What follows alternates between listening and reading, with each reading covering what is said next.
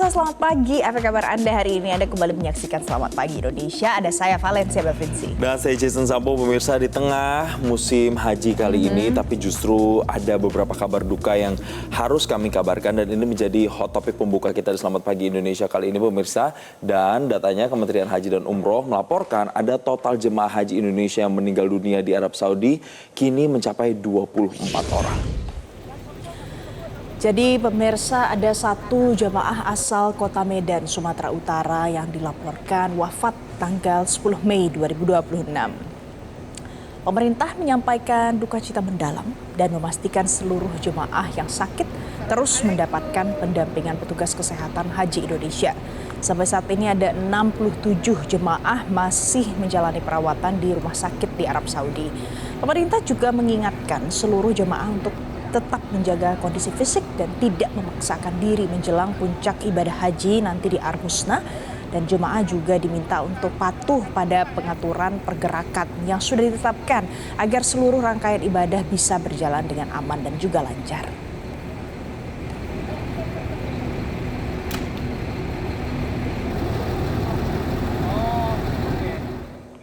Selanjutnya pemirsa, Kepala Kantor Staf Kepresidenan Dudung Abdurrahman melakukan inspeksi mendadak ke salah satu satuan pelayanan pemenuhan gizi atau SPPG yang ada di Jakarta Barat.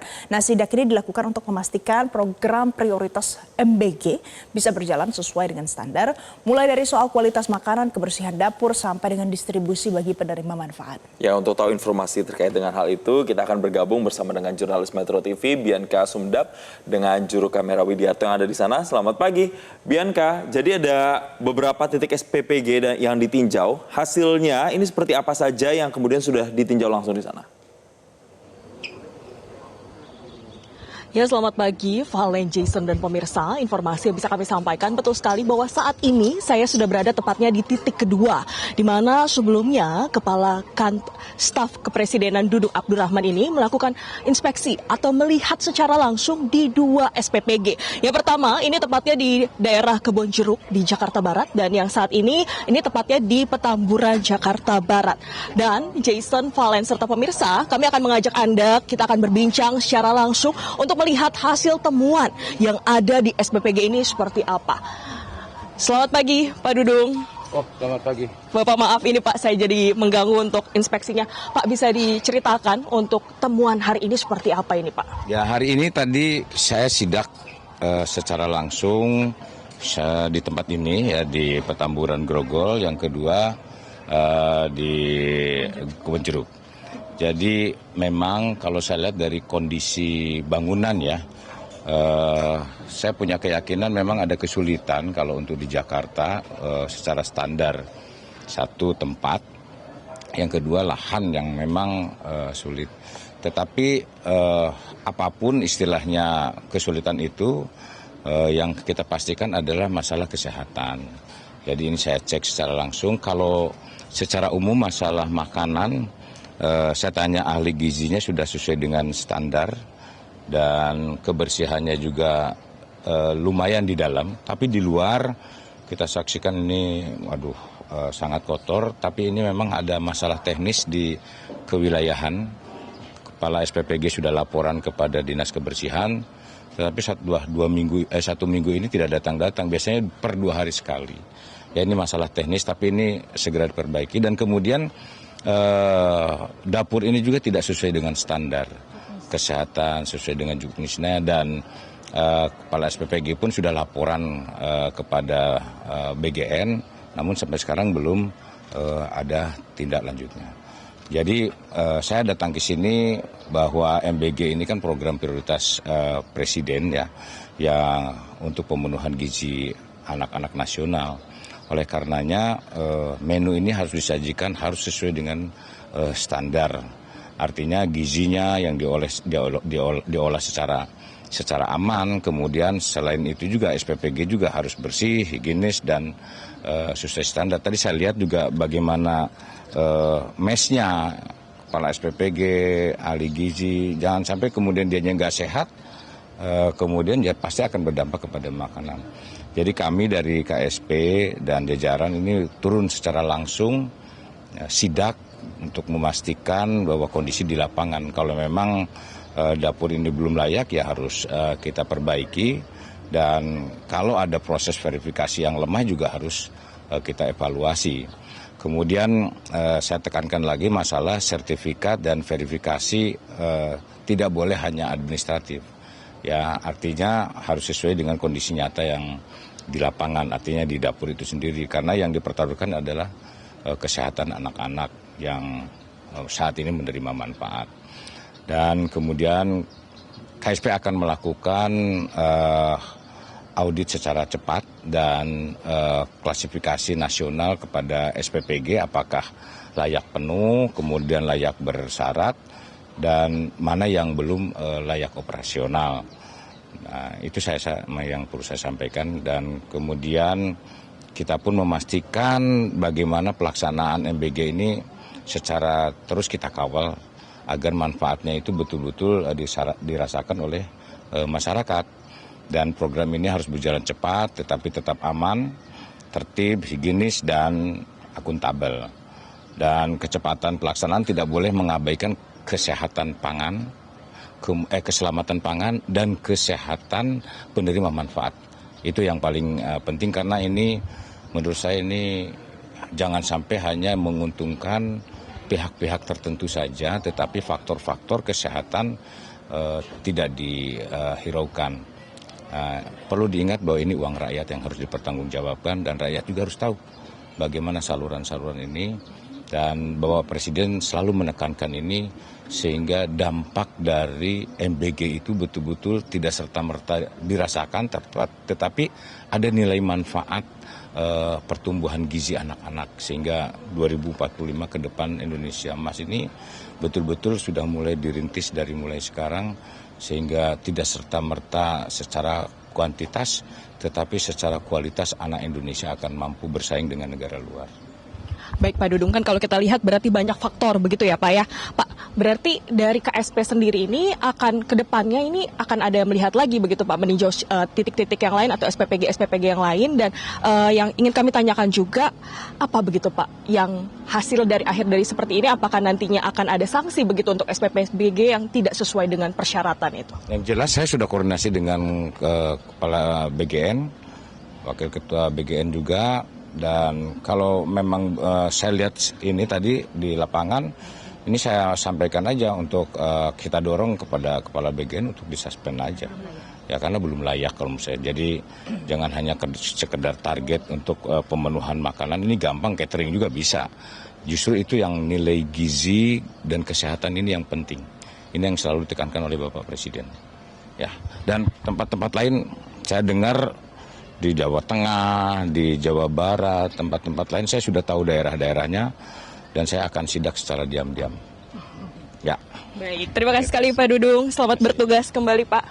Dan itu dia pemirsa, jadi memang dari pihak Kepala Staf Kepresidenan Dudung Abdurrahman ini melakukan inspeksi, melihat secara langsung seperti apa satuan pelayanan pemenuhan gizi.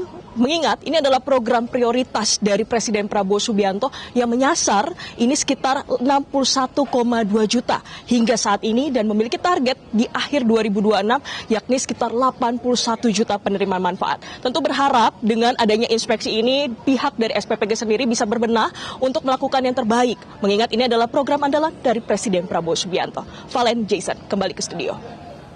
Baik, terima kasih jurnalis Metro TV Bianca Sumedap atas laporan langsung Anda. Selamat bertugas kembali. Pemirsa, kita punya hot topic lain untuk Anda pagi ini. Jadi ini soal Polda Papua yang mengamankan 32 pelaku kerusuhan yang terjadi usai pertandingan antara Persipura melawan Adiaksa FC di Stadion Lukas NMB. Ada 9 orang ditetapkan jadi tersangka. Pemirsa, Kabid Humas Polda Papua Cahyo Sukarnito mengatakan dari 32 orang yang diperiksa, ada 9 orang diantaranya ditetapkan sebagai tersangka karena telah memenuhi 2 alat bukti. Sedangkan 23 orang lainnya dipulangkan dan dikenakan wajib lapor. Kabid Humas menjelaskan ada 9 orang yang menjadi tersangka. Diduga terlibat dalam aksi pelemparan terhadap petugas, ada penganiayaan juga di sana, pengerusakan kendaraan juga sampai dengan penjarahan. Kabid Humas menambahkan akibat dari kerusuhan ini tidak terdapat korban jiwa, tetapi ada 1 warga sipil dan 8 anggota Polri yang mengalami luka-luka. Kita akan sama-sama dengarkan kembali pernyataan dari Kabid Humas Polda Papua Cahyo Sukarnito terkait dengan insiden tersebut berikut ini. Pelaku yang diamankan sejumlah 32 orang awal. Setelah dilakukan pendalaman, 9 orang berpotensi menjadi tersangka patut diduga melakukan tindak pidana, dan 23 telah dipulangkan dengan wajib lapor. Hot topic selanjutnya pemirsa untuk Anda, ini soal aksi teror menggunakan bahan peledak menggegerkan warga desa Alas Sumur Kulon di Kraksaan di Probolinggo, Jawa Timur. Ada satu unit minibus dan bagian depan rumah milik warga rusak parah karena ledakan. Kita lihat pemirsa. Jadi ledakan ini terjadi hari Senin dini hari sekitar pukul 1.15 waktu Indonesia Barat.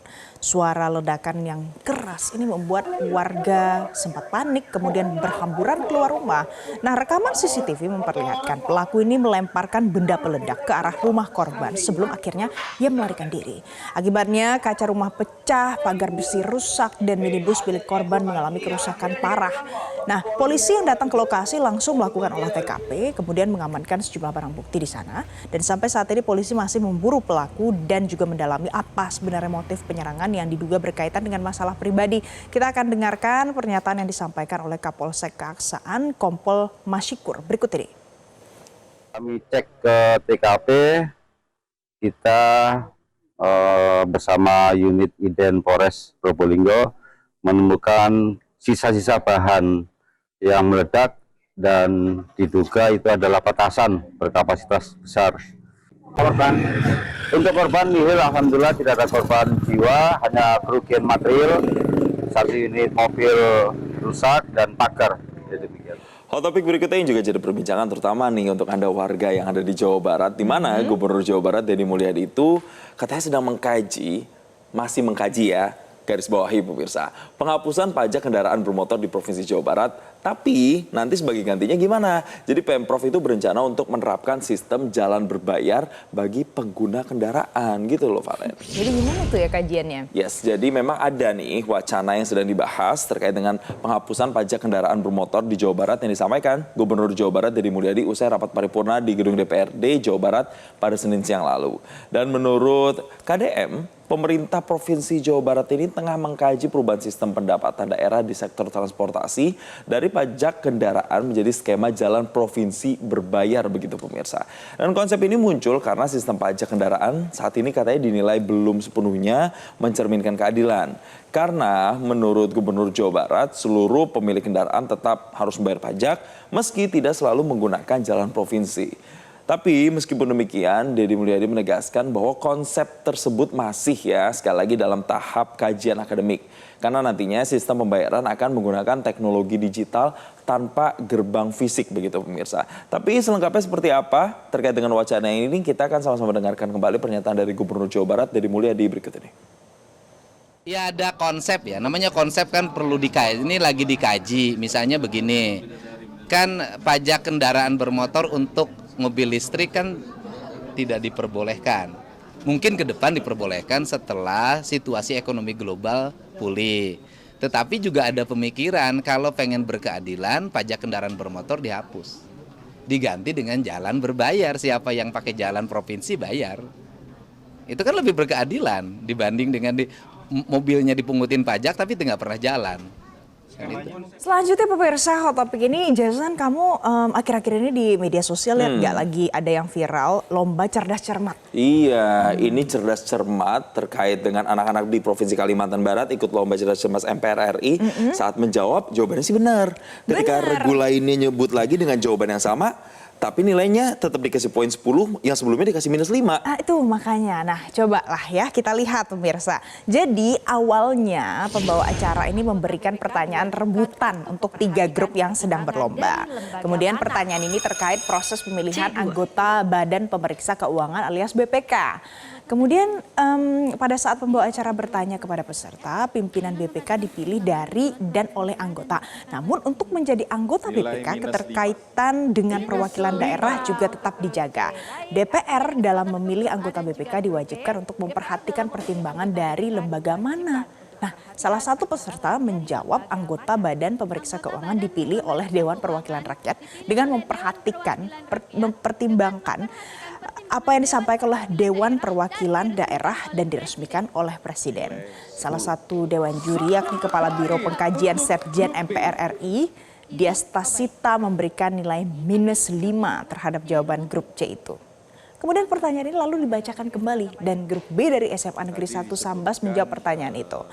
Jawaban dari grup B sama dengan grup C. Namun Diastasita mengatakan jawaban grup C tidak menyertakan Dewan Perwakilan Daerah. Jadi grup C tetap protes dan meminta supaya Dewan Juri meminta pendapat penonton apakah jawaban mereka menyertakan DPD. Namun Diastasita mengatakan keputusan tetap berada di tangan Dewan Juri. Nah, Dewan Juri lainnya yakni ada Kepala Bagian Sekretariat Badan Sosialisasi MPR Indri Wahyuni justru meminta supaya peserta memperjelas artikulasi pada saat menjawab pertanyaan. Nah, itulah kurang lebih Jason ya, ada dinamika pada saat menjawab pertanyaan cerdas cermat itu gitu.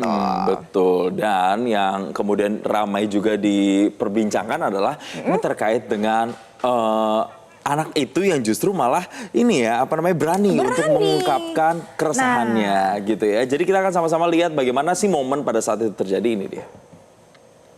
Dipilih dari dan oleh anggota.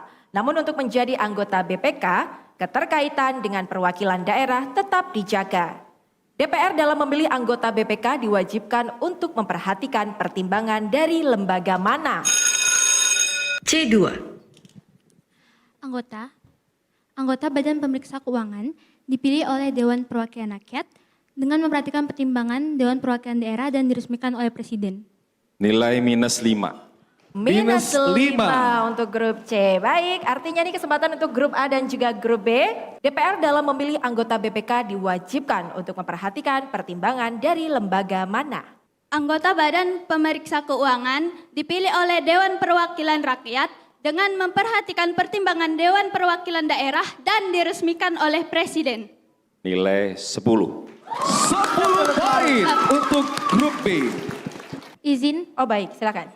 Tadi kami menjawabnya sama seperti regu B. Sama. Silakan Dewan Juri untuk tanggapannya. Tadi disebutkan regu C ya. Itu pertimbangan dari DPD-nya tidak ada. DPR tadi. Ada. Tadi saya mengatakan seperti ini. Anggota Badan Pemeriksa Keuangan dipilih oleh Dewan Perwakilan Rakyat dengan memperhatikan pertimbangan Dewan Perwakilan Daerah dan diresmikan oleh Presiden. Jadi Dewan Juri tadi berpendapat nggak ada itu Dewan Perwakilan Daerah. Keputusan saya kira di Dewan Juri ya. Betul, baik adik-adik mohon diterima keputusan Dewan Juri. Karena tentunya Dewan Juri yang hadir hari ini sudah sangat berkompeten dan sangat teliti untuk mendengarkan jawaban dari adik-adik. Mungkin itu hanya perasaan adik-adik saja, nanti mungkin bisa dilihat tayangan ulangnya setelah acara selesai. Itu tadi yang viral Jason. Mungkin itu hanya perasaan adik-adik saja, tapi kalau informasi yang berikut ini bukan hanya perasaan kami dan juga perasaan pemirsa saja, karena masih ada informasi yang nanti kami akan sajikan sebagai berita utama hari ini, diantaranya istri korban penculikan dan pembunuhan kepala cabang sebuah bank pemerintah, Puspita Aulia, menangis saat memberikan kesaksian dalam sidang lanjutan di Pengadilan Militer 2 Jakarta. Informasinya untuk Anda pemirsa, tunggu apa lagi bersama Kata Oma.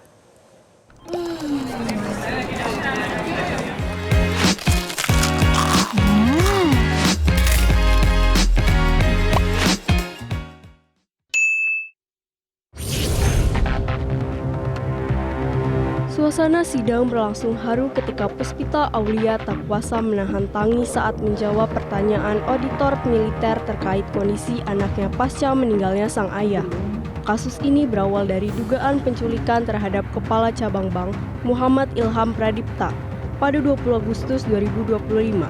Sehari kemudian, korban ditemukan meninggal dunia di area persawahan Kabupaten Bekasi dalam kondisi terikat dan diduga mengalami kekerasan.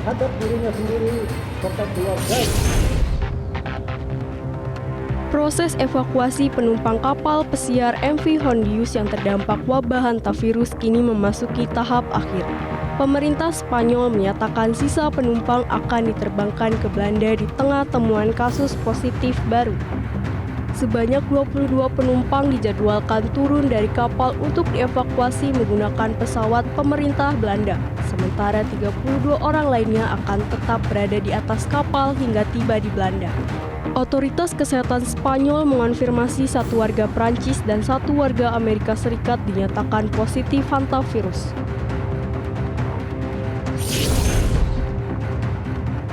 Militer Zionis Israel merilis video yang diklaim menunjukkan penghancuran 4 jalur terowongan bawah tanah di Gaza Selatan dengan total panjang sekitar 4 km.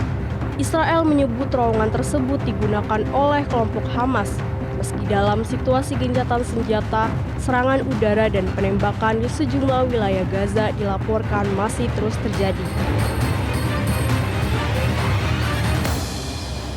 Pemirsa, nanti saya jeda untuk Anda. Kami masih akan kembali dengan ulasan lain. Ini soal polisi yang masih mendalami temuan 11 bayi yang dirawat oleh seorang bidan. Apakah berkaitan dengan praktik daycare ilegal atau bukan? Sesaat lagi.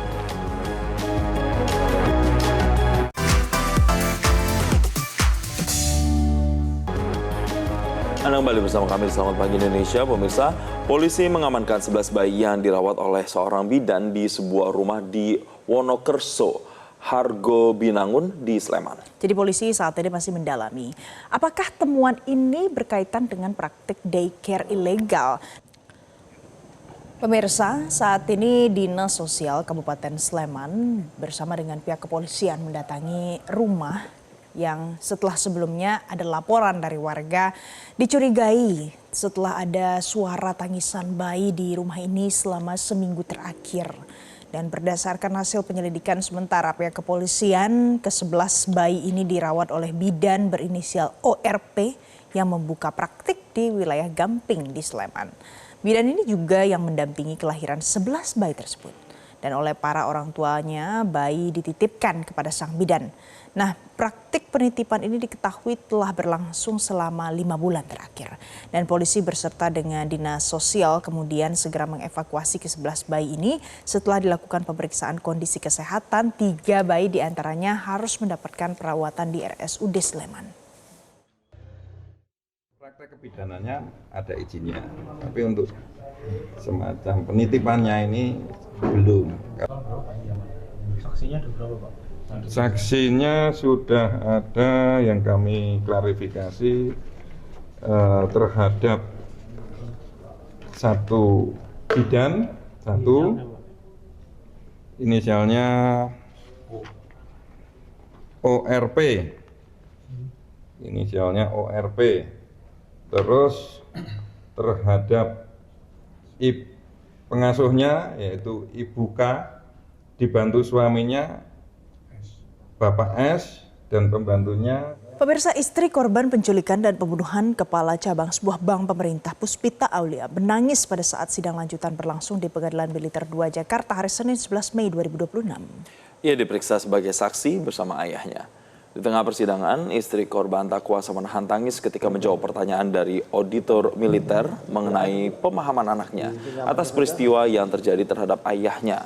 Dalam keterangan di persidangan, istri korban Puspita Aulia juga memberikan saksi sebelum korban diculik dan dibunuh. Terdapat beberapa orang yang menanyakan rumah korban. Sebelumnya pemirsa, kasus berawal dari dugaan penculikan terhadap Kepala Cabang Muhammad Ilham Pradipta pada 20 Agustus 2025. Keesokan harinya korban ditemukan meninggal dunia di persawahan Kabupaten Bekasi dalam kondisi terikat serta adanya tanda kekerasan di tubuh korban. 3 oknum TNI AD serta MN, Serka MN, Kopda FH, SKFY menjadi terdakwa utama atas keterlibatan mereka dalam kasus yang bermotif pemindahan uang rekening dorman bernilai miliaran rupiah. Yang mulia, saya datang hari ini untuk menagih janji keadilan dari negara. Keadilan yang saya perjuangkan bagi almarhum suami saya, bagi masa depan anak-anak saya, dan bagi kehormatan hukum di Indonesia. Demikian permohonan ini saya sampaikan dengan penuh harapan. Kami serahkan sepenuhnya kepada nurani dan kebijaksanaan Majelis Hakim Militer untuk memberikan putusan yang seadil-adilnya. Terima kasih. Pemirsa, sidang lanjutan dugaan kasus korupsi pengadaan Chromebook kembali digelar dengan agenda pemeriksaan terhadap terdakwa Nadiem Makarim. Terdakwa kasus dugaan korupsi pengadaan Chromebook Nadiem Makarim menghadiri persidangan di Pengadilan Negeri Jakarta Pusat Tipikor hari Senin. Dan dakwaan jaksa penuntut umum terkait adanya dugaan upaya memperkaya diri sendiri melalui aliran dana investasi dari Google ke PT Akap atau PT Gojek terus dipertanyakan JPU kepada Nadiem pada saat persidangan.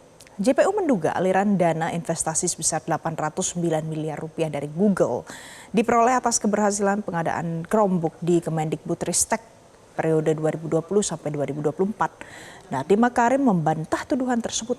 Menurutnya dana 809 miliar rupiah dari Google kepada PT Akap atau PT Gojek merupakan murni transaksi korporasi yang tidak ada kaitannya dengan pengadaan Chromebook. Yang mengklaim tuduhan ini terbantahkan setelah adanya bukti transfer pengakuan dari PT Goto.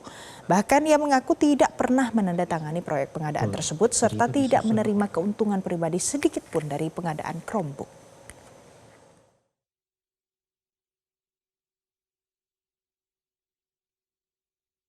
Apalagi perusahaan yang IPO, pelaporan keuangan dan daftar dari investasi-investasi yang sebelumnya semua harus dilaporkan dalam prospektus, harus dilaporkan kepada semua investor depannya. Jadi jangan sampai di dalam persidangan ini ada kebingungan atau ada pengaburan daripada seolah-olah perbedaan angka itu adalah tindakan fraud. Ini karena kami semua di sini terutama yang punya pengetahuan mengenai investasi dan penyetoran modal menyadari bahwa semua angka-angka real fair market value sudah pasti masuk dalam laporan keuangan Gojek yang diaudit oleh OJK. Pemirsa, usai jeda kami masih kembali dengan informasi. Di usia 70 tahun, tak pernah terbayang oleh Nenek Jumaria bahwa dirinya akan bisa sampai ke Tanah Suci dan menjadi perhatian dunia. Nenek Jumaira menjadi ikon haji 2026 sesaat lagi.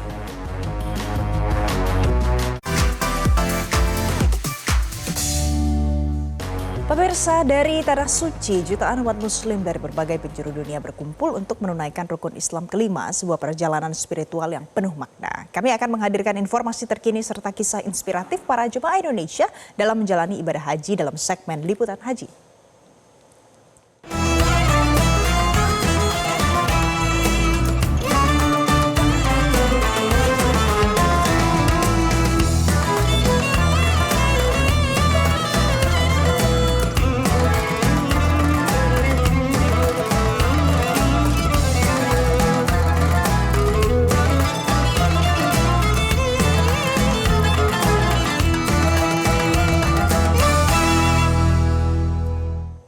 Pemirsa, di usia 70 tahun, tidak pernah terbayangkan sebelumnya oleh Nenek Jumaria bahwa dirinya akan bisa ke Tanah Suci dan menjadi perhatian dunia. Jadi pemirsa, perempuan asal Kabupaten Maros, Sulawesi Selatan ini terpilih menjadi ikon haji Indonesia di Arab Saudi. Pemirsa, keseharian Nenek Jumaria sangatlah sederhana. Ia bekerja sebagai buruh tani dengan penghasilan tak menentu, paling besar Rp200.000 per bulan. Dan dari upah itulah ia menabung sedikit demi sedikit demi satu impian, yaitu berangkat ke Tanah Suci. Perjalanan menuju ibadah haji tidaklah mudah bagi Nenek Jumaria. Sejak tahun 2010, Nenek Jumaria mulai menyisihkan uang hasil menggarap sawah. Uniknya, uang yang ia kumpulkan hanya disimpan di tempat sederhana seperti di bawah bantal dan di dalam ember. Baginya, uang hasil kerja keras itu harus dibagi dua antara kebutuhan hidup sehari-hari dan tabungan akhirat. Kedisiplinannya pun sudah terlihat sejak di tanah air. Sosoknya menarik perhatian saat proses manasik haji, di mana Nenek Jumaria selalu menjadi peserta yang datang paling awal dan pulang paling akhir.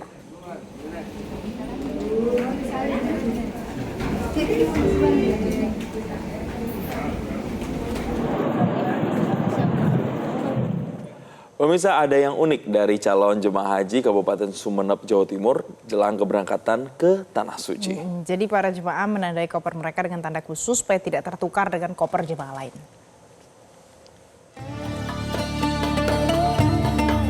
Jelang keberangkatan jemaah haji Kabupaten Sumeneb, Jawa Timur menuju asrama haji di Surabaya, petugas haji melakukan pengumpulan dan pemeriksaan koper atau sahara di kantor Kementerian Haji dan Umroh Sumeneb, Madura. Penanda koper yang unik selalu menjadi perhatian, termasuk tahun ini yang juga tidak kalah unik. Sejumlah jemaah sengaja memasang tanda khusus dengan berbagai bentuk dan warna mencolok agar koper mudah dikenali, mulai dari gelas plastik, lonceng sapi, gantungan boneka, bunga plastik, pita warna-warni, dan lainnya. Cara unik ini dilakukan untuk menghindari tertukarnya koper antar jamaah. Kepala Kemenhad Sumeneb, Ahmad Halimi mengaku, penggunaan tanda tambahan pada koper sebenarnya dianjurkan tidak secara berlebihan. Namun pihaknya tidak bisa melarang juga, mengingat hingga saat ini belum ada larangan khusus selama tidak membahayakan dan tidak menambah berat koper secara signifikan. Tiap rombongan itu punya pita yang berbeda. Jadi tujuannya supaya dalam kloter itu ada rombongan 9 rombongan, itu nanti bisa mudah untuk memisahkan. Walaupun kadang-kadang ada beberapa jamaah yang memberikan ornamen-ornamen khusus supaya mudah dikenali, itu tambahan dari jamaah sendiri. Oh, itu tidak apa-apa ya Pak? Selama di maskapai penerbangan nanti tidak dipermasalahkan, tidak terlalu besar misalnya, biasanya tidak apa-apa. Kalau ini koper besar Sahara yang diperiksa sekarang itu nanti akan bertemu lagi di jamaah, akan bertemu dengan koper mereka itu kalau nanti di hotel di Mekah.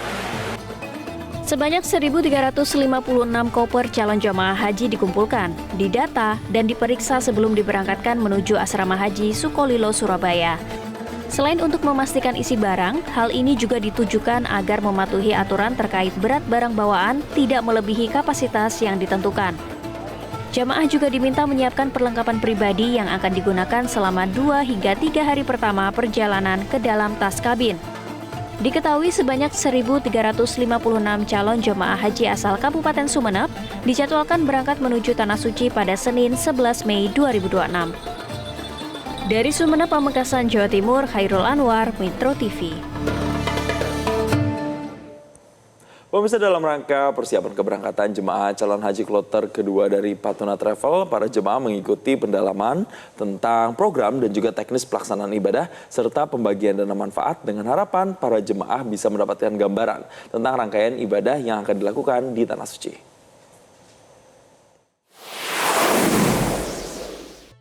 Setelah mendapat bimbingan simulasi praktik dalam rangkaian ibadah haji, para jemaah calon haji diberikan gambaran tentang program dan teknis pelaksanaan haji mulai dari keberangkatan, pelaksanaan di Madinah dan di Mekah hingga kepulangan ke tanah air.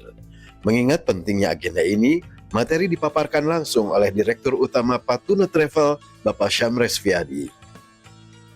Alhamdulillah hari ini kita manasik di Aston Bogor untuk jemaah yang akan berangkat tanggal 12 Mei dengan Garuda 982, di mana kami sedang mengadakan acara manasik untuk penjelasan teknis pelaksanaan haji mulai dari keberangkatan sampai dengan kepulangan.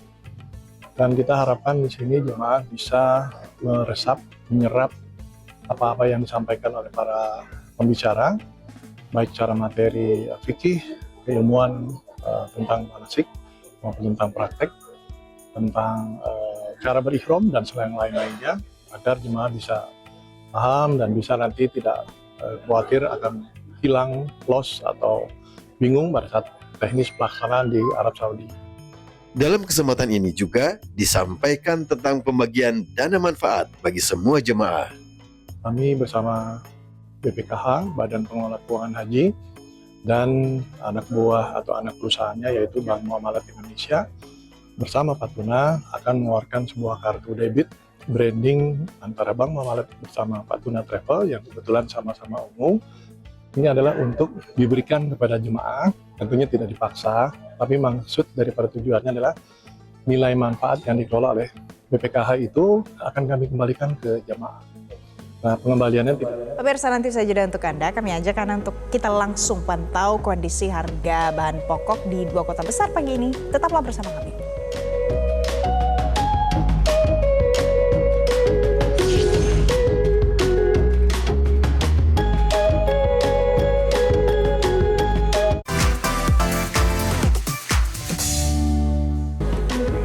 Selanjutnya pemirsa, pagi ini kami ajak Anda, kita akan pantau kondisi harga bahan pokok di 2 kota besar. Pagi hari ini di Jakarta ada sejumlah komoditas di pasar tradisional yang mulai merangkak naik. Sementara di Makassar pasokan pangan juga jadi sorotan utama. Dan untuk itu kita akan bergabung bersama dengan jurnalis Metro TV. Yang pertama ada di Pasar Kopro Jakarta Barat ada Joy Jones, dan juga di Makassar ada Sabda Role.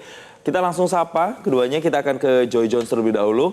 Selamat pagi Joy, jadi bagaimana nih pantauan harga di Pasar Kopro pagi ini? Komoditas apa yang paling membuat harga warga di sana tuh menjerit karena naiknya harga di sana?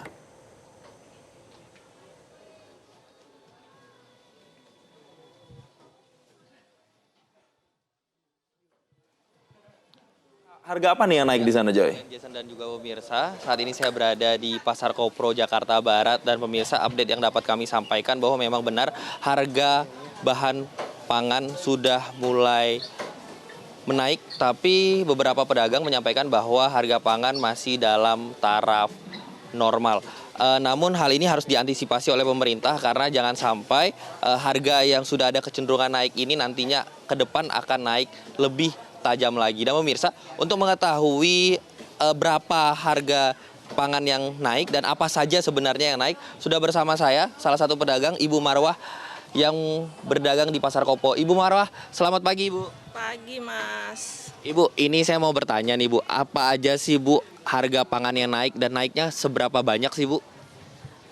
Yang naik minggu-minggu ini apa ya, rawit merah sama bawang merah, timun sama tomat. Itu dari harga berapa ke harga berapa ya Bu naiknya? Kalau rawit merah dari 60 jadi 100. Kalau bawang merah dari 60 ke 70. Kalau sayur-sayuran yang lain ada timun. Ya, timun, tomat, cesim yang naiknya banyak. Itu pun barangnya langka. Ibu, ini harapannya ke depan gimana sih Bu terkait dengan harga ini? Harapan kita ya pedagang pengennya pasarnya rame lagi, harga normal, pembelinya banyak, terjangkau. Terus normal aja deh, jangan terlalu mahal juga, jangan terlalu murah juga. Kalau murah kan petaninya kasihan, dia juga pakai pupuk mahal, ongkos kuli juga mahal sekarang kan. Ibu, ini kan dari tadi kita ngomongin harga saja ya Bu, tapi Ibu juga mengatakan bahwa memang pasar saat ini sepi ya Bu. Ini gimana sih Bu pengalamannya selama ini? Ya gimana ya, kita sabar-sabarin aja deh. Ibaratnya pengunjungnya jauh banget. Kalau dulu kan dari pagi sampai zuhur ya ada aja orang belanja. Kalau sekarang ya ada aja sih. Paling ya rezeki udah ada yang bagi. Ibu Marwah, terima kasih telah berbagi dengan Metro TV. Semoga dagangannya lancar dan juga harga dapat stabil. Nah, itu tadi Jason, Valen, dan juga pemirsa, ada beberapa komoditi yang naik seperti cabai rawit, ada juga bawang merah, dan juga beberapa sayur-sayuran seperti timun yang sudah mulai merangkak naik. Meskipun pedagang mengatakan bahwa kenaikan ini tidak terlalu tajam, namun hal ini tentunya harus menjadi perhatian bagi pemerintah agar kenaikan tajam tidak terjadi di kemudian hari. Dan tidak hanya itu saja, para pedagang juga berharap bahwa pasar kembali ramai seperti dulu karena tidak hanya kenaikan harga, karena memang saat ini pun pasar sepertinya yang berdasarkan informasi yang kami terima dari pedagang semakin hari semakin sepi. Demikian Jason dan juga Valen. Baik Joy Jones, terima kasih untuk informasi terkini dari Pasar Kopro. Pemirsa, kita akan beralih ke Makassar. Di Makassar ada rekan Sabda Role di sana. Sabda, selamat pagi. Kalau di Makassar saat ini bagaimana pantauan harga? Selamat pagi Valen, Jason, dan juga pemirsa. Untuk di Makassar, khususnya di tempat saya melaporkan saat ini, yakni di Pasar Tradisional Pabayang yang berada di Jalan Sultan Alauddin, Kota Makassar, Sulawesi Selatan, memang sejumlah komoditi pangan ini mengalami kenaikan harga yang cukup signifikan. Yang paling terasa kenaikannya yakni harga cabai besar, di mana biasanya ini harganya dijual di Rp20.000 per kilogramnya, sekarang sudah tembus di Rp30.000 per kilogramnya. kilogramnya. Kemudian selain cabai besar, cabai keriting juga ini merupakan komoditas cabai yang harganya juga melonjak, di mana harganya saat ini Rp35.000 per kilogramnya. Biasanya ini harganya di Rp25.000 per kilogramnya. Selain kemudian tadi komoditi cabai yang saya sebutkan, Valen, Jason dan juga pemirsa, harga sayur mayur ini juga mengalami kenaikan.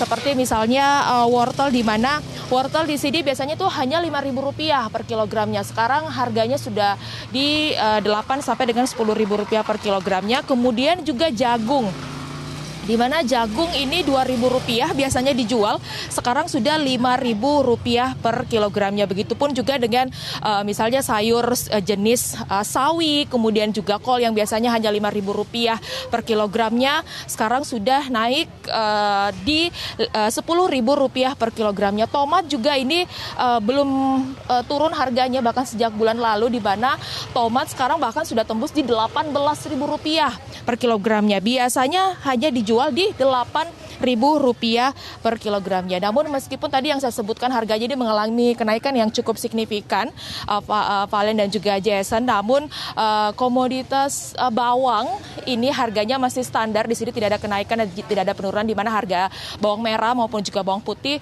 ini di kisaran di Rp25.000 per kilogramnya. Saya tadi sempat bertanya kepada salah satu pedagang sayur yang ada di Pasar Pabayang-Bayang ini, mengapa harga sayur mayur ini melonjak tinggi di pertengahan Mei 2026 ini pedagang mengatakan bahwa memang kenaikannya ini sudah terjadi sejak beberapa hari terakhir. Ini dikarenakan permintaan dari supplier SPPG atau MBG yang memang permintaannya jauh lebih banyak dari biasanya, dan menyebabkan ini stok sejumlah komoditi pangan di sini menjadi berkurang. Hal ini menyebabkan harga sayur mayur yang biasanya digunakan untuk program makan bergizi gratis ini mengalami kenaikan yang cukup signifikan dan menyebabkan stok atau pasokannya berkurang begitu. Dan saya tadi memastikan apakah kenaikan harga ini dikarenakan faktor cuaca ataupun menjelang Idul Adha.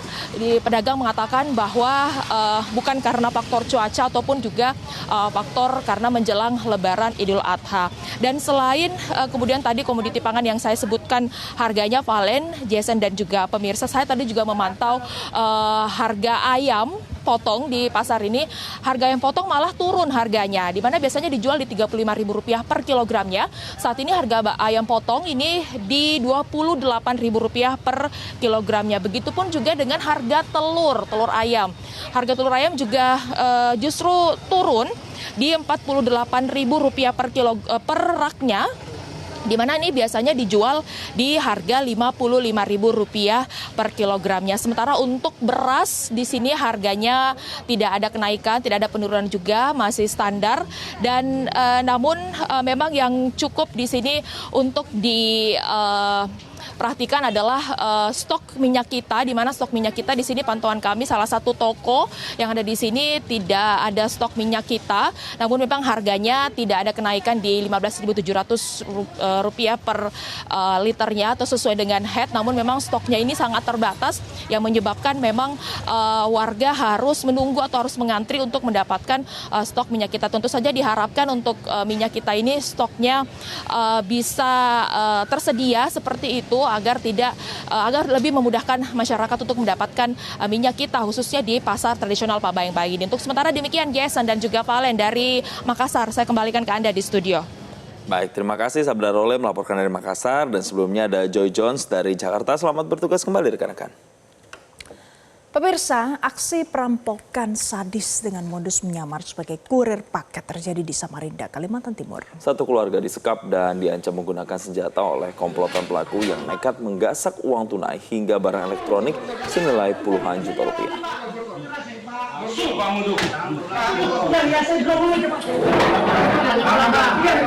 Aksi pencurian dengan kekerasan ini berhasil diungkap polisi. 4 pelaku kini mendekam di sel tahanan setelah diringkus tim gabungan Jatan Ras Polsek Samarinda Seberang dan Polresta Samarinda.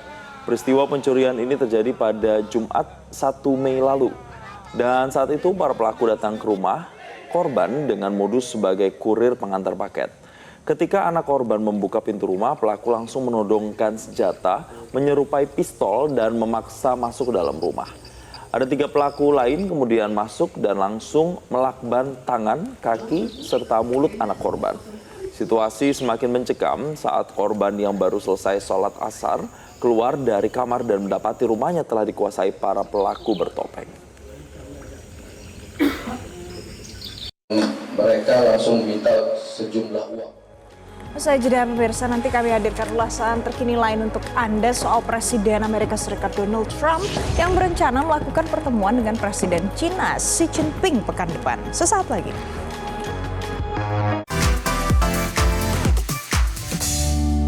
Sementara itu, Presiden Amerika Serikat Donald Trump berencana melakukan pertemuan dengan Presiden China Xi Jinping pekan ini. Sebelumnya, Amerika Serikat mendesak China untuk menekan Iran terkait dengan situasi di Selat Hormuz. Pemirsa, Presiden Donald Trump dijadwalkan mengunjungi China tanggal 14 sampai 15 Mei 2026. Donald Trump akan bertemu dengan Presiden China Xi Jinping dalam rangka kelanjutan pertemuan tingkat tinggi kedua negara. Menurut Donald Trump, ia dan Presiden Xi sudah berteman baik dan pertemuan ini dinilai akan menjadi pertemuan yang luar biasa.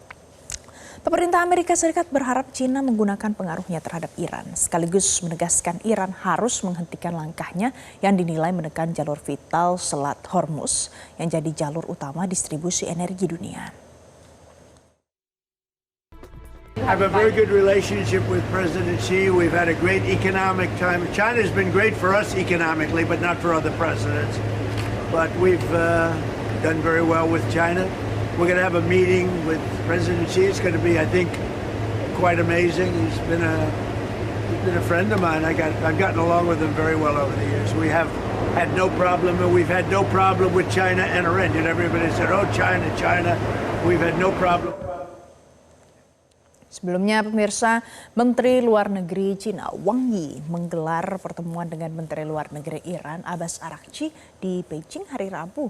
Pertemuan ini berlangsung hanya sepekan sebelum rencana kunjungan Presiden Amerika Serikat Donald Trump ke Cina untuk bertemu dengan Presiden Xi Jinping. Dalam pertemuan ini Wang Yi menilai agresi Amerika Serikat dan Israel terhadap Iran sebagai tindakan yang tidak punya legitimasi dan mendesak gencatan senjata total. Ia juga menegaskan pentingnya untuk menghentikan eskalasi konflik yang terus meningkat di kawasan. Dan di sisi lain, Menteri Luar Negeri Iran Abbas Araghchi menyampaikan apresiasi atas sikap tegas China, terutama dalam mengecam Amerika Serikat dan juga Israel. Teheran menyatakan Beijing sebagai mitra yang tulus dan menegaskan bahwa kerjasama kedua negara akan semakin kuat di tengah situasi geopolitik saat ini.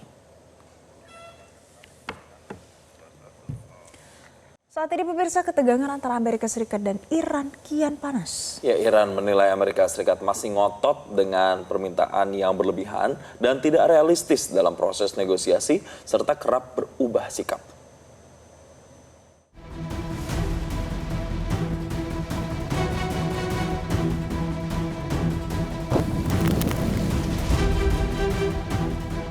Ketegangan antara Amerika Serikat dan Iran kembali memanas usai Presiden Donald Trump menolak mentah-mentah proposal perdamaian terbaru dari Teheran.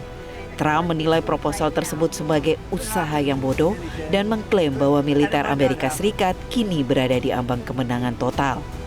But it's a very simple plan. Iran cannot have a nuclear weapon, and they won't have a nuclear weapon, and they didn't want to go that far. If you can believe it, they didn't. How stupid. Are they stupid people? They didn't want to believe it. They think that, well, I'll get tired of this, or I'll get bored, or I'll have some pressure. But there's no pressure. There's no pressure at all. We're going to have a complete victory. We've already, in theory, had a complete victory from the military standpoint. The military, look, their Navy is dead. They had 159 ships. Right now they have 0, other than the little speedboats that go around that got taken out 8 a day by us. They have no Air Force. They have no anti-aircraft. Now they probably put the shoulder jobs into service over the last 3 weeks, probably. Sebelumnya Iran juga menyatakan penolakan terhadap proposal AS melalui mediator Pakistan yang menyoroti hak-hak dasar rakyat Iran. Iran menekankan perlunya AS membayar reparasi atau ganti rugi atas kerusakan akibat agresi, seraya menegaskan kedaulatan Iran atas Selat Hormuz. Iran mencatat bahwa setiap rencana untuk mengakhiri agresi AS Zionis Israel juga harus sekaligus mengakhiri sanksi AS dan melepas aset dan properti negara Iran yang dibekukan. Iran menegaskan semua diskusi harus difokuskan secara ketat pada pengakhiran agresi dan tidak boleh mencakup masalah nuklir. Presiden Iran Masoud Pezeshkian menegaskan jika negaranya tidak akan tunduk pada tekanan, juga ancaman atau intimidasi asing, khususnya yang datang dari Amerika Serikat terkait program nuklir dan kedaulatan negara. Pezeshkian menyatakan jika dunia benar-benar menjunjung keadilan, maka Iran seharusnya diperlakukan sesuai aturan hukum internasional. Ya mardom ro bepazirیم و با مردم باشیم یا باید تسلیم بشیم و سرخم بکنیم. ما با مردم میمانیم و سرخم نمیکنیم. چیزی از این دنیا نمیخوایم. ما چیزی از این آمریکا، ما حق قانونی که در چارچوب‌های قوانین بین المللی رو میخوایم. هیچی خارج از اون نمیخوایم عمل کنیم. دنیا راست میگه با ما بر اساس قوانین بین المللی برخورد بکنیم. Sejauh ini Iran menilai Amerika Serikat masih ngotot dengan permintaan yang berlebihan dan tidak realistis dalam proses negosiasi serta kerap berubah sikap. Meski jalur diplomasi masih dibuka, situasi antara Amerika Serikat dengan Iran tetap berada dalam kondisi sensitif. Dunia kini menanti apakah perundingan akhirnya akan benar-benar membawa perdamaian atau justru memicu eskalasi konflik yang lebih besar. Tim Liputan, Metro TV. Jadi pemirsa, lantas bagaimana situasi Iran di tengah ketegangan proses negosiasi yang belum juga berhasil? Kita akan bahas pagi ini bersama warga negara Indonesia di Iran. Ada Ismail Amin dan juga ada pakar Timur Tengah Nasir Tamarat. Sudah tersambung bersama kami. Selamat pagi waktu Indonesia, Mas Ismail. Selamat pagi, Pak Nasir. Selamat pagi. Selamat pagi, Mbak Valen, waktu Iran. Pagi. Saya mau ke Mas Ismail terlebih dahulu. Mas Ismail, jadi terkini bagaimana kondisi di tempat Anda menetap saat ini? Apakah ada peningkatan ketegangan di sana? Iya Mbak Valen, situasi di sini alhamdulillah masih relatif stabil. Tidak ada tampak ketegangan sama sekali karena memang sebenarnya masyarakat Iran itu ingin melanjutkan perang. Mereka sejak awal menolak adanya negosiasi perundingan karena tahu bahwa dan punya pengalaman panjang bahwa Amerika Serikat itu tidak pernah mau mematuhi atau menaati apa yang telah ditetapkan dalam kesepakatan. Bahkan dua perang terakhir yang dipaksakan terhadap Iran ini justru berlangsung, digencarkan oleh Amerika Serikat itu pada saat perundingan tengah berlangsung. Sehingga mereka tiap malam itu melakukan aksi unjuk rasa, melakukan pawai akbar, melakukan konvoi kendaraan, mendesak pemerintah maupun militer Iran untuk jangan sama sekali menerima perdamaian dari Amerika Serikat sebelum misi pembalasan mereka tuntas. Karena sampai saat ini mereka itu masih sangat sakit hati dengan kelakuan Amerika Serikat, dengan terbunuhnya pemimpin tertinggi mereka, dan mereka menuntut bahwa harus dilakukan pembalasan yang sekeras-kerasnya terhadap kematian ini. Sekarang saya mau ke Pak Nasir. Pak Nasir, terupdate-nya Iran sudah memberikan tanggapan atas proposal Amerika Serikat yang ternyata tidak ditanggapi dengan senang begitu oleh Trump, justru kembali menolak lagi apa yang menjadi tanggapan dari Iran. Kalau Anda melihatnya dengan adanya saling tolak proposal ini, apakah upaya perdamaian akhirnya akan sulit untuk dicapai dan kemudian melewat opsi militer lagi yang lebih akan dikedepankan, Pak Nasir? Betul sekali. Opsi militer itu sesuatu yang sangat mungkin terjadi karena Trump keras dan Iran juga keras.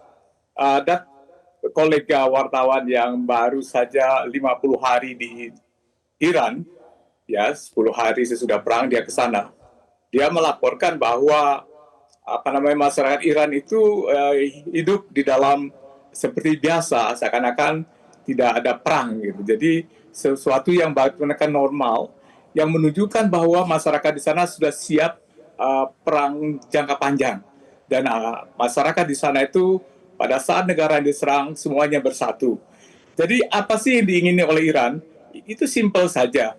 Iran itu dari dulu kalau kita baca proposalnya dengan teliti, pertama dia ingin mengakhiri perang gitu kan, termasuk dengan perang di Lebanon.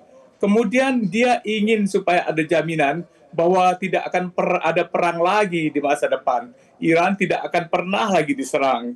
Kemudian juga masalah Hormuz. Dia bersedia untuk membuka Hormuz dan berunding soal itu.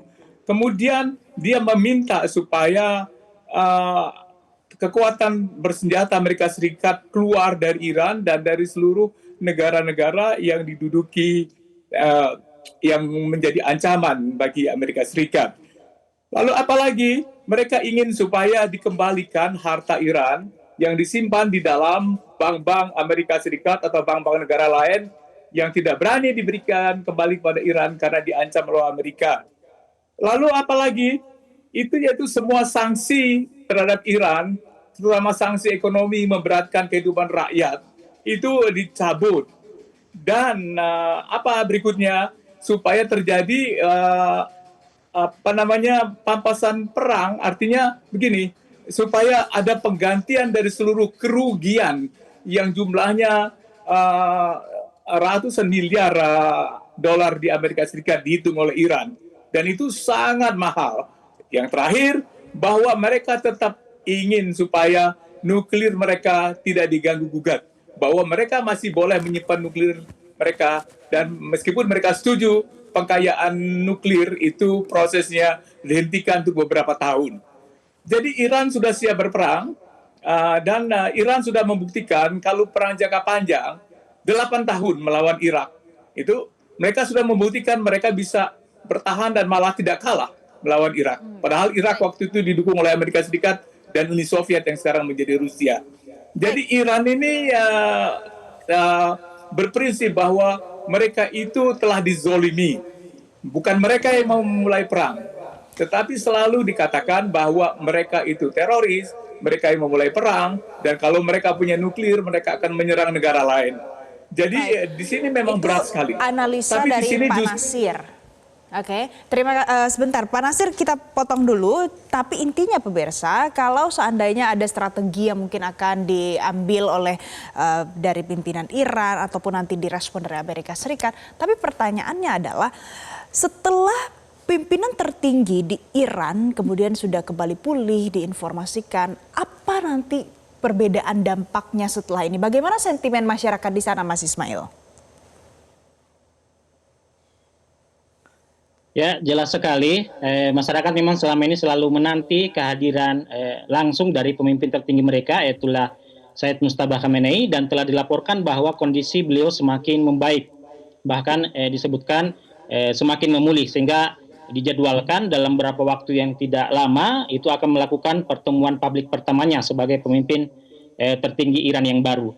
Masyarakat jelas itu sangat optimis dan semakin percaya diri dengan kehadiran pemimpin tertinggi mereka. Jika benar-benar telah sesuai jadwal yang ditentukan, itu akan bisa bertemu dengan masyarakat. Tentu saja kepercayaan diri mereka, rasa optimis mereka itu akan semakin menguat, karena selama ini mereka terus menekan pemerintah dan militer Iran untuk jangan sampai tunduk dan menyerah kepada Amerika Serikat, dan memberikan apresiasi yang begitu sangat tinggi terhadap tim negosiator Iran, bahwa sampai saat ini juga tidak mau menyerah di meja perundingan. Bahwa Iran selama ini datang ke meja perundingan itu untuk kemudian meminta hak-hak mereka secara rasional, karena selama ini Iran sudah menegaskan bahwa apa yang dikhawatirkan atau apa yang ditakutkan oleh Amerika Serikat terkait dengan pengembangan nuklir Iran itu tidak akan terjadi, karena memang Iran sudah menegaskan, Ayatollah Ali Khamenei sebagai pemimpin tertinggi sebelumnya juga sudah memfatwakan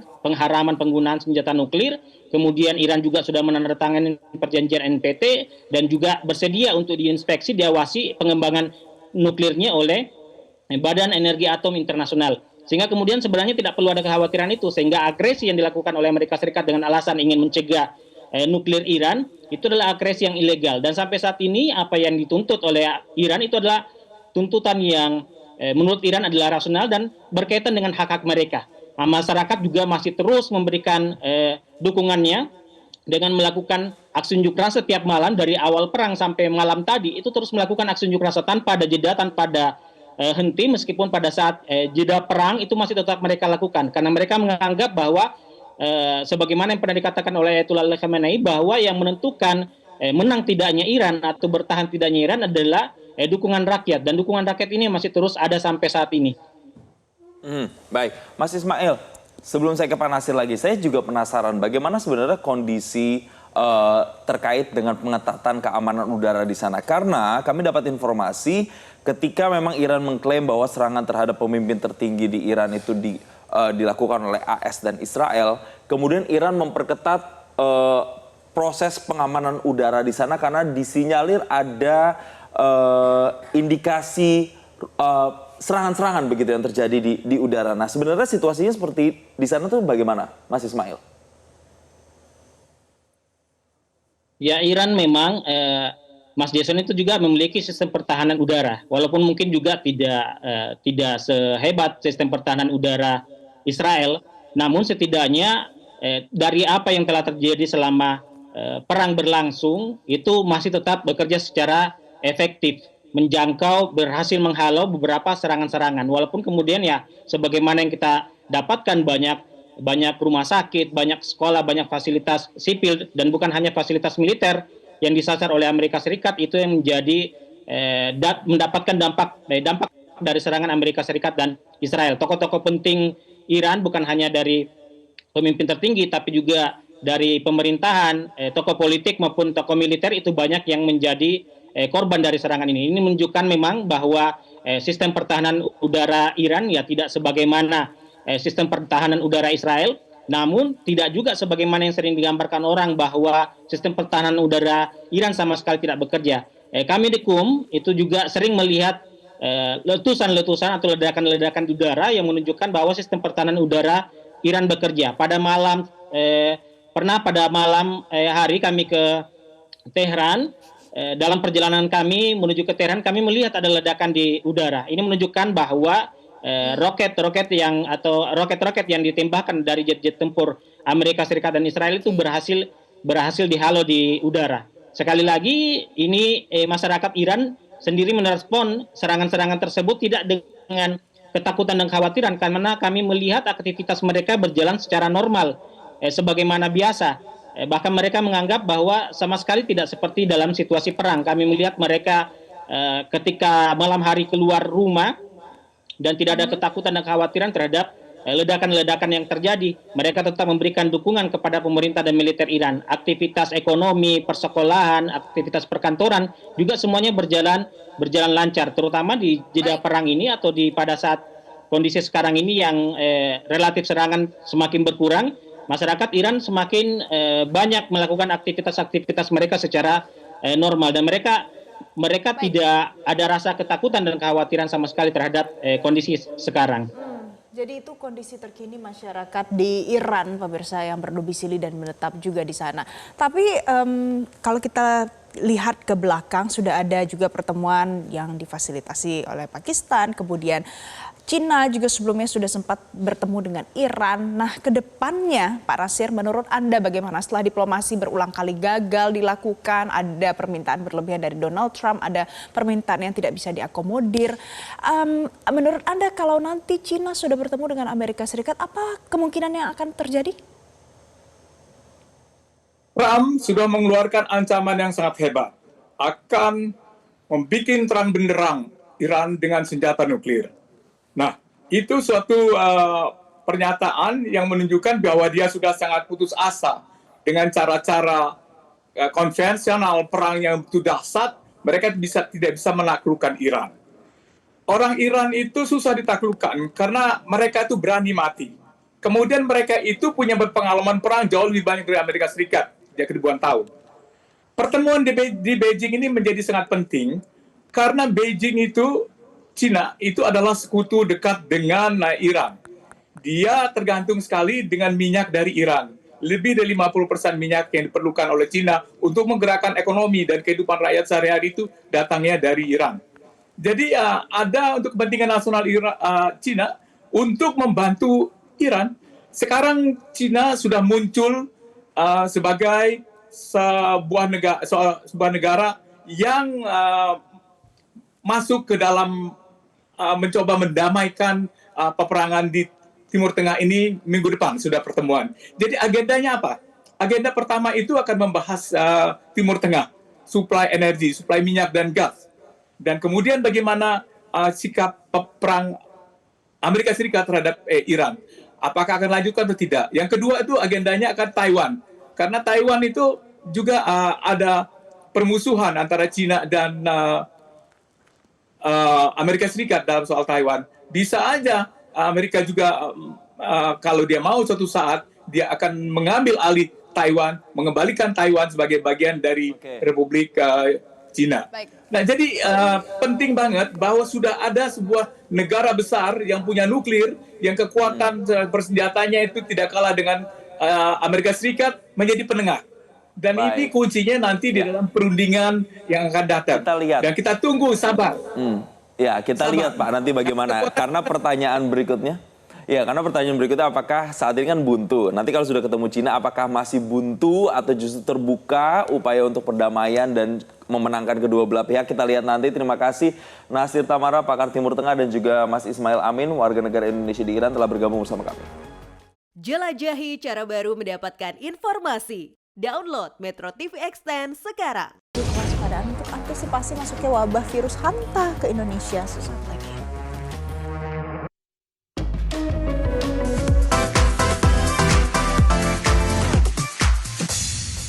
Pemirsa, terima kasih Anda masih bersama kami di Selamat Pagi Indonesia. Proses evakuasi penumpang kapal pesiar MV Hondius yang terdampak wabah hantavirus sudah memasuki tahap akhir. Menteri Kesehatan Spanyol mengonfirmasi sisa penumpang akan segera diterbangkan ke Belanda di tengah temuan kasus positif baru pada warga Prancis dan Amerika Serikat. Sebanyak 22 penumpang tersisa di atas kapal MV Hondius yang dijadwalkan turun untuk selanjutnya diterbangkan ke Belanda. Pesawat milik pemerintah Belanda ini juga akan mengangkut sejumlah penumpang yang sebelumnya direncanakan dievakuasi oleh otoritas Australia. Menteri Kesehatan Spanyol Monica Garcia menyatakan dari total 54 orang yang tersisa, 32 orang diantaranya akan tetap berada di atas kapal hingga tiba di Belanda. Penumpang yang dievakuasi terdiri dari warga negara Australia, Selandia Baru, Inggris, serta sejumlah kru kapal. Situasi kesehatan di atas kapal terus dipantau ketat setelah seorang wanita asal Prancis dan satu warga Amerika Serikat dinyatakan positif hantavirus. Pasien asal Prancis tersebut dilaporkan mengalami gejala demam saat tiba di Paris, meski sebelumnya dinyatakan normal saat pemeriksaan di atas kapal. Dan saat ini Organisasi Kesehatan Dunia atau WHO terus merekomendasikan pemantauan ketat dan karantina bagi seluruh mantan penumpang. Langkah ini diambil guna mencegah penyebaran hantavirus yang lebih luas di berbagai negara.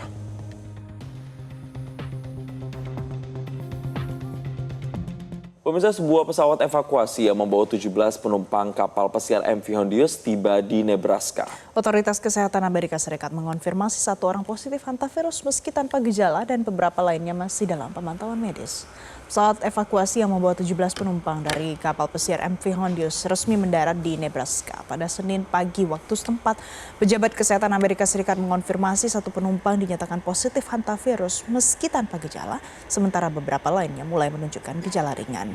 Pasien yang terinfeksi segera dibawa ke unit Biocontainment Nebraska untuk perawatan intensif di sana, sementara 16 penumpang lainnya dibawa ke unit karantina nasional di University of Nebraska Medical Center. Fasilitas ini sebelumnya pernah digunakan untuk menangani pasien Ebola dan COVID-19. Proses evakuasi di Kepulauan Kanari, Spanyol juga berlangsung ketat, di mana petugas menggunakan alat pelindung diri lengkap serta masker pernafasan pada saat mengawal penumpang dari kapal ke darat. Langkah ini diambil untuk menekan resiko penyebaran virus yang lebih luas. Kementerian Kesehatan Republik Indonesia memperkuat strategi kewaspadaan untuk mengantisipasi masuknya wabah virus hanta ke Indonesia. Fokus utamanya adalah penguatan pengawasan di pintu masuk negara serta peningkatan kapasitas laboratorium nasional. Pihak Kementerian Kesehatan menjelaskan bahwa pengawasan ketat dilakukan oleh 51 balai kekarantinaan kesehatan yang tersebar di seluruh bandara dan pelabuhan internasional di Indonesia. Selain pengawasan di gerbang masuk, Kementerian Kesehatan juga mengaktifkan pengawasan sentinel penyakit infeksi yang muncul di 21 rumah sakit rujukan untuk mendeteksi pasien dengan gejala serupa. Pemerintah juga melakukan penyelidikan epidemiologi serta pemantauan melalui sistem kewaspadaan dini dan respons serta platform New All Record. Adalah bahwa apapun penyakit 51 balai kekarantinaan kesehatan di seluruh Indonesia dan disupport oleh 286 wilayah kerja, ya. Mereka melakukan pencegahan dan deteksi dan respon, ya. Jadi pencegahan itu mereka melakukan risk based assessment untuk kapal, ya, kapalnya maupun juga pesawat, kemudian jadi berarti alat angkutnya, kemudian ada barangnya, orang-orang yang ada di situ, kemudian ada inspeksi kesehatan lingkungan, ya, termasuk memantau keberadaan tikus di kapal-kapal tersebut, termasuk kebersihannya, apakah di situ ada kotoran tikus, ya, dan semacamnya, ya, termasuk promosi kesehatan. Usai jeda pemirsa, tim SAR gabungan berhasil menemukan 2 jenazah warga negara Singapura yang hilang akibat erupsi Gunung Api Dukono di Kabupaten Halmahera Utara, Provinsi Maluku Utara. Sesaat lagi.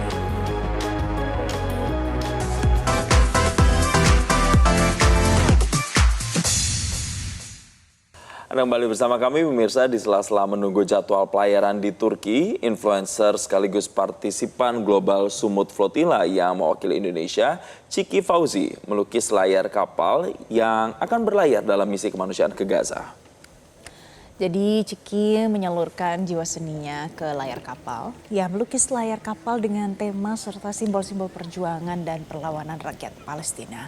Mulai dari peta Palestina dan Gaza, Masjidil Aqsa, Bird of Freedom, semangka yang dibalut dengan motif kefie, dan tidak ketinggalan ada Key of Nakba dan tulisan berbahasa Indonesia berupa dukungan Palestina merdeka dan stop genosida.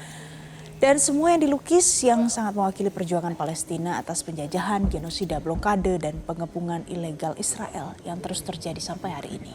Senyum atau nganan? Harus happy, kalau nggak panas banget.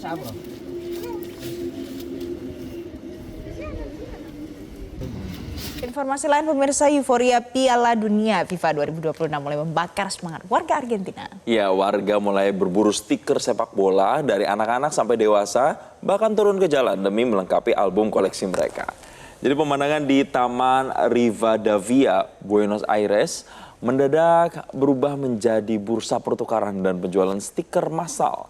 Para orang tua dan anak-anak berkumpul untuk menemukan foto pemain sepak bola idola mereka. Aksi tukar-menukar stiker ini bukan sekedar tren musiman, melainkan tradisi yang dilakukan menjelang Piala Dunia. Bagi para kolektor, kepuasan bukanlah saat album terisi penuh, melainkan sensasi berburu dan interaksi antar sesama penggemar. Tentu saja kartu dan stiker bergambar bintang sepak bola, Lionel Messi, Cristiano Ronaldo, hingga Kylian Mbappe tetap menjadi primadona. Dan menariknya, hobi ini menjadi jembatan antar generasi. Banyak orang tua yang kembali bernostalgia dan mengoleksi stiker bersama dengan anak-anak mereka. Dan kini, kegilaan Piala Dunia di Argentina telah bergeser dari sekedar hobi individu menjadi kegiatan komunitas. Sekolah dan keluarga kini bergotong royong menyelesaikan album secara kolektif.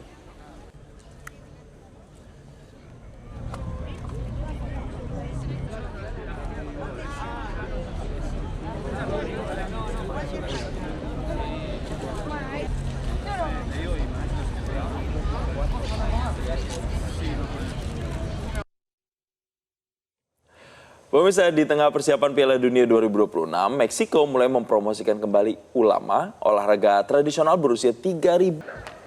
Nah itu tuh lucu ya. Lucu cara mainnya ya. Jadi nggak pakai kaki. Tapi kalau itu namanya pinggul atau panggul ya? Mungkin pakai panggul dan pinggul ya. Antara bagian itulah. Tapi memang agak sulit mengontrol bolanya sebenarnya ya. Ya ini yang ketawa bukan cuma kita, orang-orang di control room ternyata juga ketawa karena beda ya. Sedikit yang masih bisa jadi main dan praktisi di permainan ulama ini cuma 1.000 loh Jason. Padahal sih udah lama banget gitu ya. Tapi kita tinggalkan informasi soal ulama tadi pemirsa, karena kita harus ke informasi berikutnya. Ini terkait dengan Rusia yang memperingati hari kemenangan ke-81 atas Nazi Jerman dengan pawai resimen abadi dan parade militer di berbagai wilayah. Jadi rekaman televisi memperlihatkan ada ribuan warga membawa bendera dan juga foto kerabat yang berjuang dalam Perang Dunia Kedua. Di Saint Petersburg ada lebih dari 100.000 orang ikut serta dalam pawai besar. Kemudian di kota Chita, peserta berjalan melewati pusat kota dengan potret keluarga veteran. Sementara itu, Verkhnaya Pishima parade tradisional yang juga menampilkan mobil klasik dan perlengkapan militer. Presiden Vladimir Putin memanfaatkan perayaan ini untuk menekankan kebanggaan nasional dan juga posisi Rusia sebagai kekuatan global. Di Soviet kehilangan sekitar 27 juta jiwa dalam perang yang disebut Rusia sebagai perang patriotik besar. Pengorbanan yang masih menjadi titik persatuan dalam sejarah bangsa Rusia.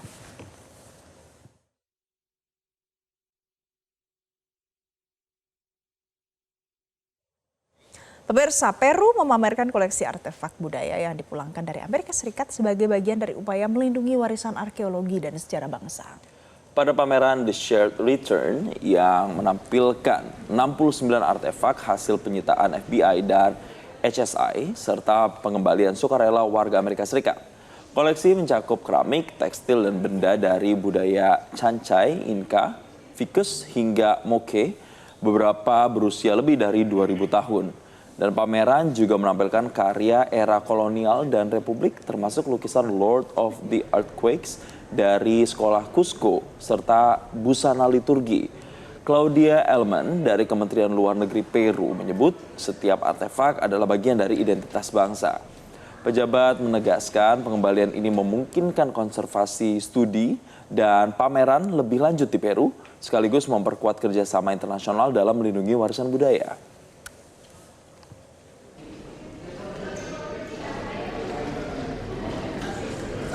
En esta muestra tenemos 69 bienes culturales que han sido... Kita ke Singapura pemirsa, karena di sana, di Singapura merayakan Hari Ibu dengan cara yang unik di mana para cat moms itu berkumpul di One Holland Village untuk bisa menikmati kegiatan bersama di taman kucing pertama di negara itu. Oh, kita lihat ya pemirsa. Jadi di Singapura para pemilik kucing bermain dengan peliharaan mereka, berpindah antar stand dan juga bersosialisasi. Dan acara ini digagas Buddy Bites, sebuah perusahaan makanan hewan untuk menciptakan ruang komunitas khusus bagi pecinta kucing. Pendirinya, Ryan Black, mengatakan sebagian pendapatan disumbangkan ke SPCA yang sekaligus juga bertujuan untuk meningkatkan kesadaran mengadopsi hewan. Acara ini mencerminkan meningkatnya kepemilikan hewan peliharaan di Singapura serta kebutuhan ruang publik yang ramah kucing di kota yang padat penduduk.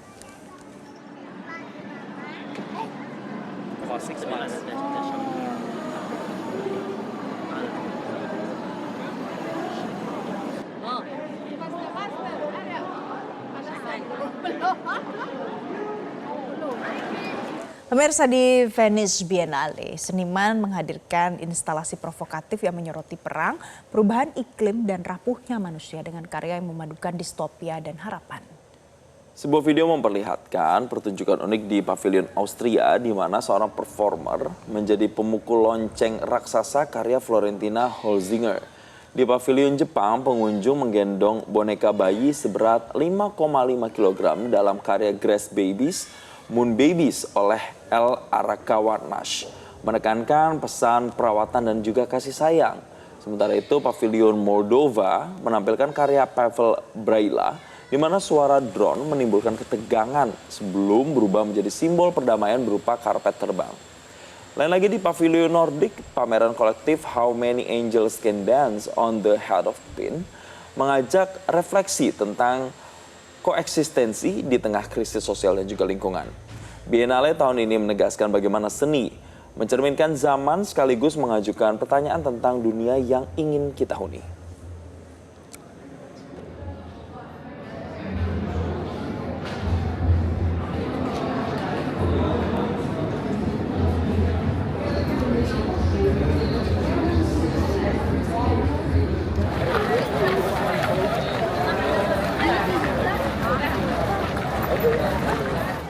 Pemirsa, informasi tadi mengakhiri jumpa kita pagi ini. Saya Valencia Melvinsi. Dan saya Jason Sambo pamit. Terima kasih dan sampai jumpa.